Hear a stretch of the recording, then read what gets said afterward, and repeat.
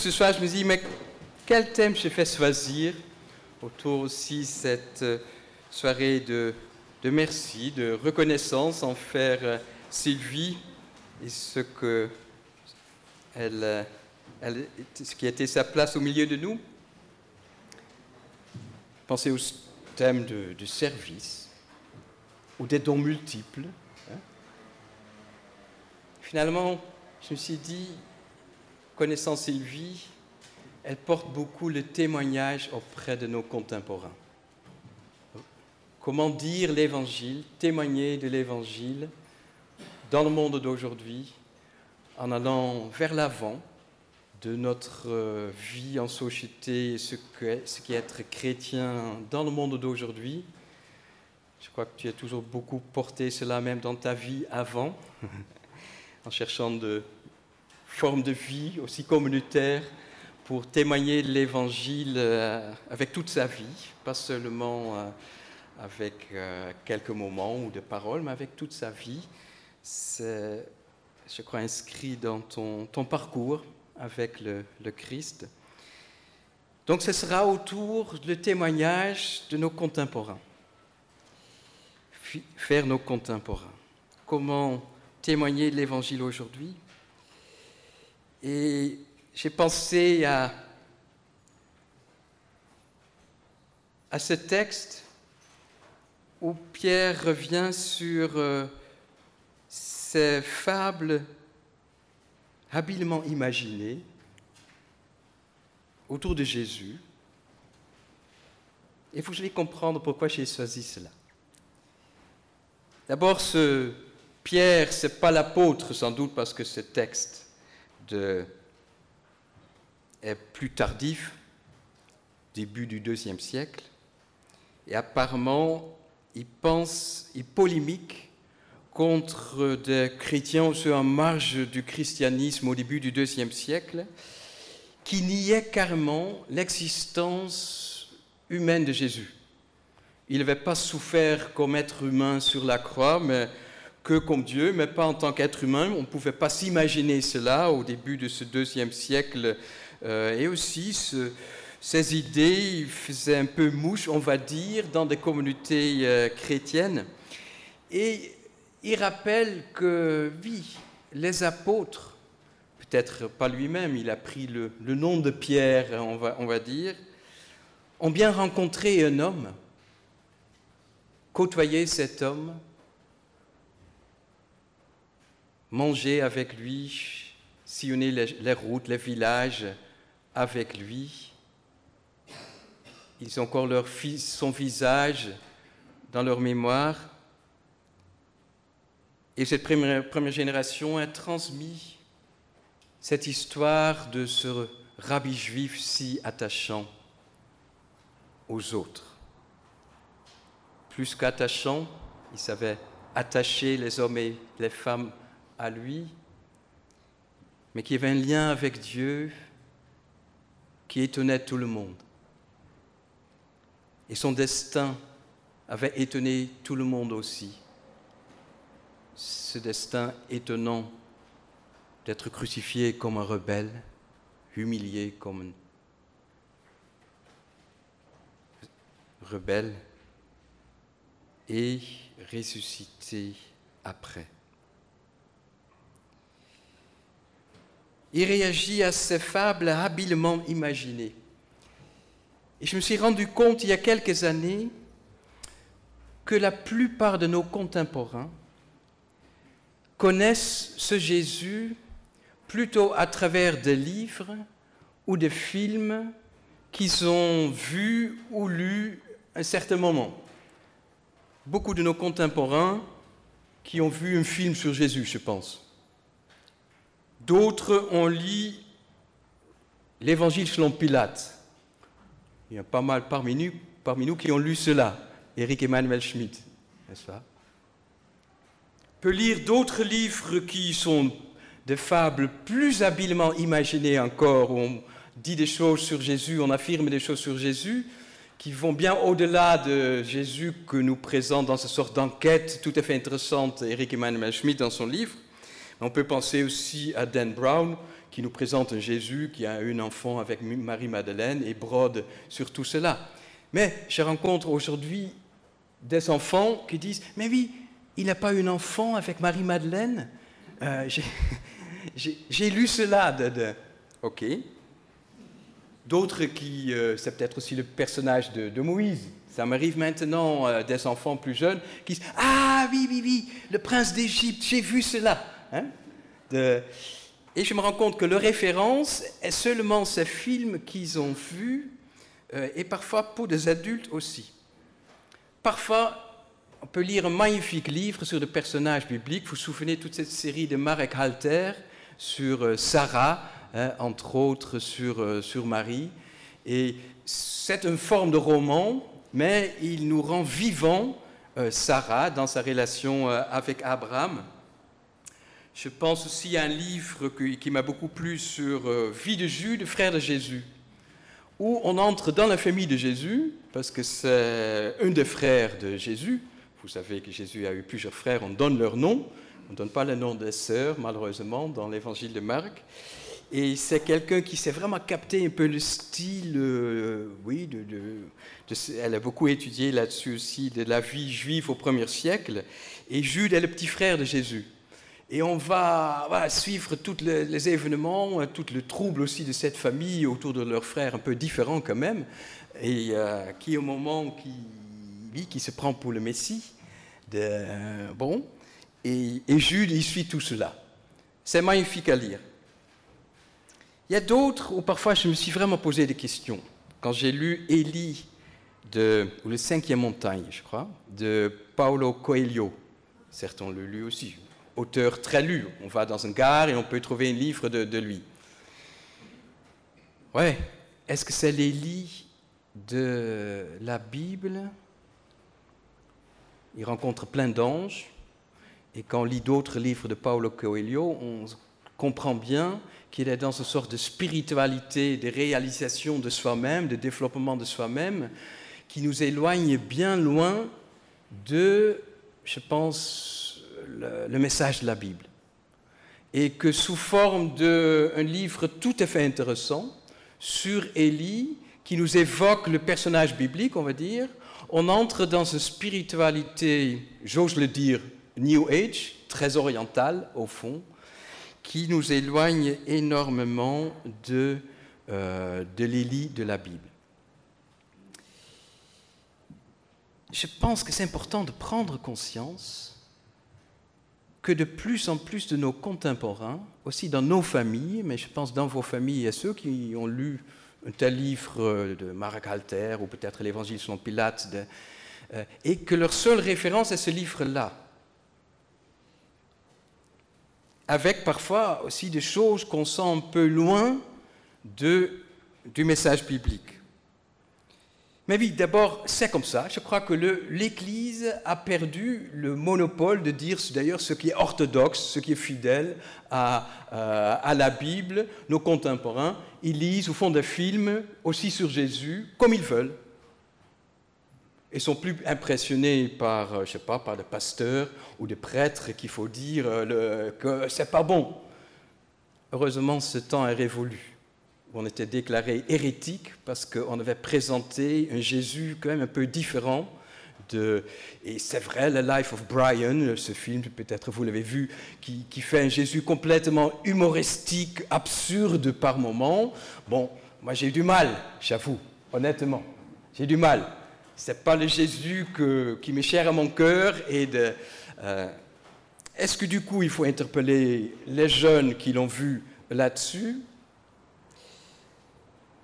Est-ce que c'est donc un bien ou mal que la plupart de nos contemporains rencontrent soit Jésus ou des personnages bibliques à travers des romans, des films qui éloignent parfois, pas toujours, qui donnent aussi une certaine image. Vous vous souvenez de Jésus de Sefer Heleni, qui est une sorte de 68ard communiste, mais en même temps extrêmement sévère. Je ne le montrerai plus aux jeunes. Hein, ça me fait... Il y a parfois aussi des choix à faire. Mais il y a un autre film, heureusement, où il y a un Jésus qui rit beaucoup Et en général, c'est le Jésus que je leur propose en tant que film. Un Jésus heureux de vivre et qui n'est pas si sérieux, calviniste. Jésus n'était pas calviniste à ce point-là, je pense. Non. Et ce Jésus qui aime la vie, qui aime rigoler parfois avec les enfants, je le vois comme ça. Et j'aime bien le présenter aux jeunes du caté comme ça. Je pense que tous ces livres et ces films sont plutôt une chance peut-être pour nous. Parce que ça veut dire que nos contemporains s'intéressent toujours aux personnages de la Bible. Ces livres se vendent parfois très bien. Les livres de Marek Halter se sont très bien vendus. Eric Emmanuel Schmidt avec son évangile selon Pilate aussi.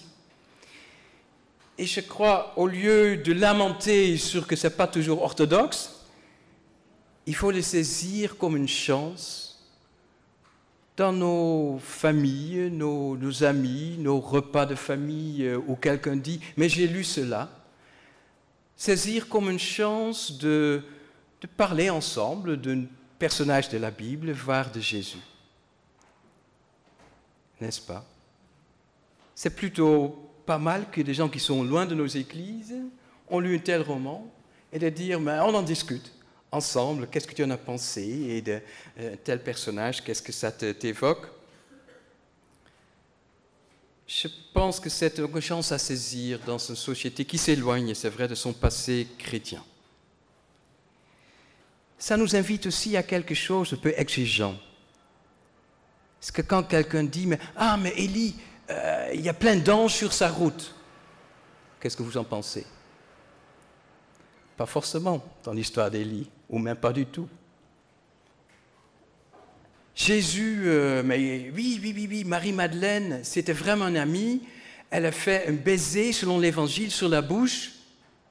Oui, l'évangile de Thomas, mais pas les 4 évangiles, Jean, Marc, Matthieu, on ne trouve pas ça.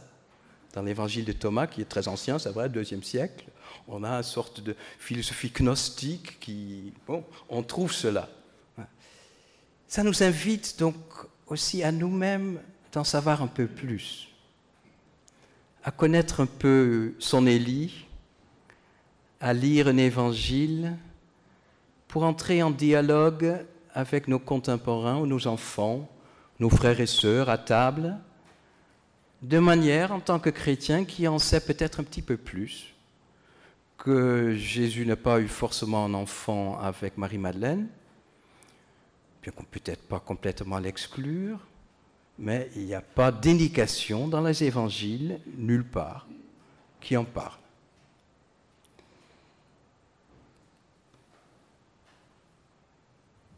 Il y a des livres que moi je ne donnerais pas en cadeau à mes frères et sœurs, et d'autres vivent avec plaisir. Mais ça, chacun à voir comment il choisit. Ce Jude, je le donnerai avec plaisir à quelqu'un pour éventuellement après discuter de ma vie, qui était finalement ce Jésus vivant dans un petit village à Nazareth avec ses frères et sœurs. Ça nous invite aussi à une autre chose, ce sera mon dernier point. Quand on se trouve comme ça, et c'est surtout c'est l'été, qu'il y a parfois des moments où on se trouve en famille, ou avec des amis, à table, et qu'on peut-être parle autre chose que le tennis ou le politique, qu'on évoque un tel livre ou quelque chose de l'Évangile, on est invité à en discuter ensemble. Moi, ça m'arrive, aussi avec mes frères et sœurs. Donc ça nous invite pas seulement à dire, mais oui, Jésus, pour moi, c'est pas forcément cela, c'était pas le New Age un peu qu'on peut trouver parfois. Quand on dit par exemple que Jésus, oui, il a été passé quelques années en Inde. Il y a ceux qui s'y voient. Ah oui, mais je suis sûr que le premier chrétien croyait aussi dans la réincarnation. J'entends de telles affirmations, parfois parmi des amis ou oui, parce qu'il y a des conciles au IIIe siècle qui ont condamné la réincarnation, ça voulait dire qu'il y avait Je ne pense pas que dans la Bible, il y a question de réincarnation, nulle part. Donc on peut vouloir le croire. Mais ça nous invite donc à en savoir parfois un peu plus, aussi en tant qu'adultes. Mais donc je voulais parler, ce sont des occasions aussi où nous sommes invités à témoigner de notre foi en Christ, tout simplement. Mais ça, ce n'est pas toujours si simple. Témoigner de sa foi en Christ auprès de mon frère, de ma sœur, ou oncle, tante, ou ami. Comment y arriver? Aujourd'hui, dans notre Église, on se repose vraiment cette question. Parce qu'on sent bien que en tant que chrétiens, nous sommes minoritaires. On a appelé à témoigner de notre foi aujourd'hui. 3 pistes que je vous donne ce soir. Témoignez de ma foi en Dieu, en Jésus-Christ. Interrogez-vous d'abord pourquoi c'est important pour vous-même, tout simplement. Pourquoi vous êtes toujours là? Ça a quand même beaucoup à faire, bien sûr aussi avec la communauté, mais aussi avec Jésus, dont on parle tout le temps. Donc si vous êtes plus au clair, pourquoi vous-même, vous êtes toujours attaché à être chrétien, que vous aimez qu'on vous parle de Jésus. Si vous êtes au clair là-dessus, vous pourriez, je pense aussi, en parler à d'autres. Deuxièmement, nos contemporains. À l'époque, j'ai fait une petite vraie recherche un peu aussi auprès de la foi des jeunes. Aujourd'hui, j'ai lu plein de livres, vécu des choses aussi avec les... Ils ne s'attendent pas, les jeunes générations, des affirmations, on va dire un petit peu intellectuelles ou dogmatiques sur notre foi chrétienne. Ils s'attendent que vous disiez ce que Dieu est dans votre vie, ce qui est votre expérience personnelle de Dieu ou de Jésus. Et ça nous renvoie aussi à nous-mêmes. Qu'est-ce que j'ai pu vivre en présence de Dieu dans ma vie? Trouver la trace de sa présence parce qu'il est présent dans chacune de nos vies. Et si vous trouvez cette expérience personnelle avec Dieu, avec le Christ dans votre vie, vous pourriez en parler aux autres. Ils attendent aujourd'hui pas forcément de grandes affirmations théologiques, mais de dire oui, Dieu m'a transformé un moment dans ma vie. J'en fais l'expérience. Nos contemporains attendent cela. Et troisièmement, le christianisme a une longue histoire et notre société se dit souvent, mais a beaucoup de points de critique et souvent justifiés vis-à-vis de l'Église ou des questions sur... Ça nous envoie aussi à faire ce travail nous-mêmes, de grandir, faire une foi adulte où je n'ai pas peur des questions qui fâchent dans ma foi chrétienne. Et que je puisse répondre à ceux qui disent « mais le christianisme, c'est que de l'Inquisition, par exemple. » Non, le christianisme a été aussi autre chose. Les premiers hôpitaux qui prenaient soin de personnes malades et souffrantes au 3e, 4e siècle du christianisme dans l'Empire romain, c'était bien des chrétiens qui ont créé le premier lieu où on prenait vraiment en charge les malades, en Asie mineure.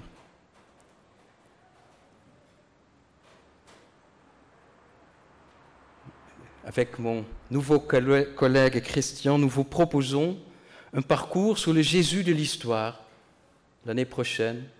8 soirées pour s'interroger, mais qui était vraiment Jésus selon l'histoire? L'homme qui a vécu en Palestine au 1er siècle, sans avoir peur des questions compliquées autour des textes, ou de la critique historique de ces textes. Et je crois que c'est important de faire cette rencontre avec Jésus en ayant passé de vue un certain nombre de questions. Même si ça peut nous troubler un moment, moi j'ai fait l'expérience que ça m'a rapproché beaucoup de Jésus. De passer par des questions difficiles parfois, des sources de l'Évangile, notre connaissance sur lui. Et ça nous aide à en parler aux autres. Je termine. Savoir pourquoi je suis heureux de croire, moi. Oser parler de ma foi personnelle, de mon cheminement de croyant. Se former pour avoir une foi d'adulte qui prend au sérieux les questions posées de notre temps. Voilà certaines choses qui me permettent d'aller à la rencontre de nos contemporains pour rendre compte de l'espérance qui nous habite. Ou pour retrouver derrière des fables habilement imaginées le chemin qui mène à nouveau vers une parole vivante qui fait vivre l'homme, cette parole qui veut nous rendre pleinement vivants, les uns pour les autres et avec Dieu. Amen.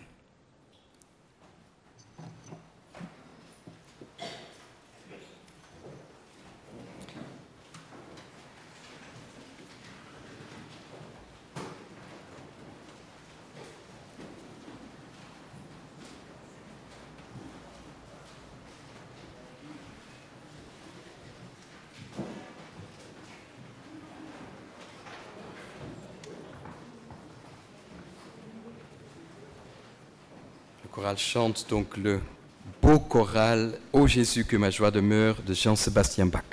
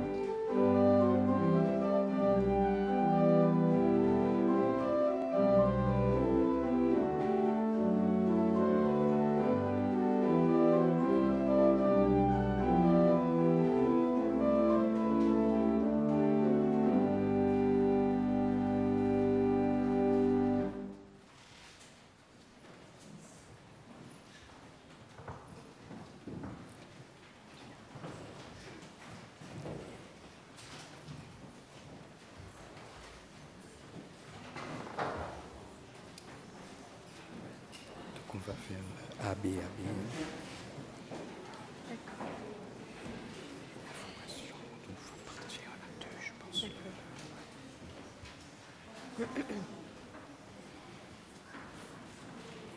Avant d'être invités au repas du Seigneur, rappelons que dans notre Église, tous ceux qui ont la foi en Jésus-Christ, mort et ressuscité pour les hommes, sont bien invités à communier. Ce repas n'appartient pas à une Église, c'est d'abord le Christ lui-même qui nous invite à sa table. Prions.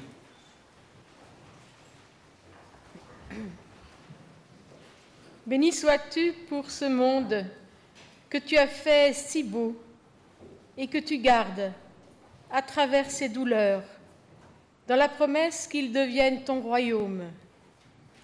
Béni sois-tu pour Jésus, ton Fils, qui est né de notre chair, qui a partagé notre vie pleinement, transformé notre mort et qui nous fait partager sa vie de ressuscité.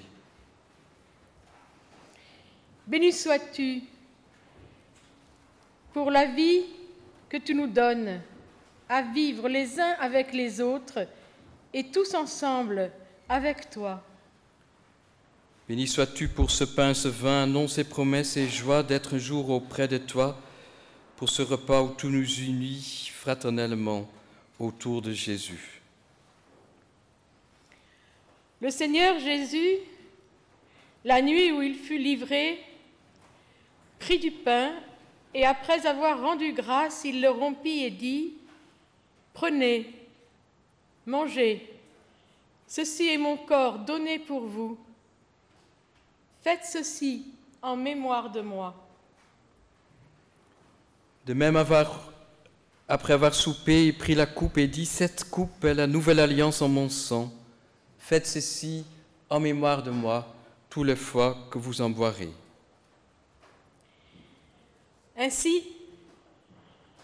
toutes les fois que vous mangez de ce pain et que vous buvez de cette coupe, vous annoncez la mort du Seigneur jusqu'à ce qu'il vienne. Prions encore. Ô Dieu notre Père, tu es la source de nos vies, la source de tout amour. Voici le pain et le vin. Envoie sur nous ton Saint-Esprit, afin que par ce pain et ce vin, nous ayons vraiment communion au corps et au sang de ton Fils Jésus-Christ. Venez, c'est le Seigneur qui nous invite autour de lui à sa table. Formons un cercle à notre temple.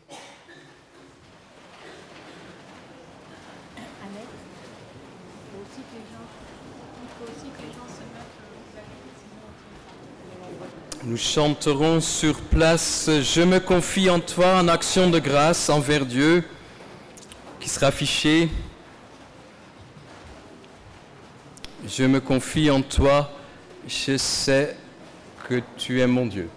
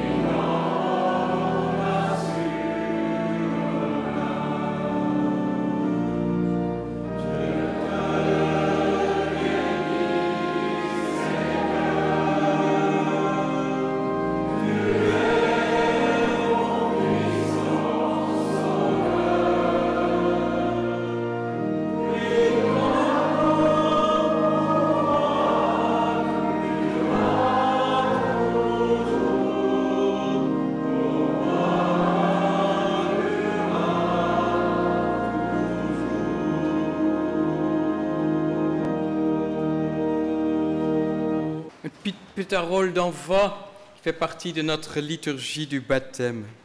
J'aime bien. Prenez le temps de jouer, c'est le secret d'un cœur d'enfant. Prenez le temps de rire, c'est une gorgée d'eau fraîche. Prenez le temps de donner, c'est du pain pour l'affamé.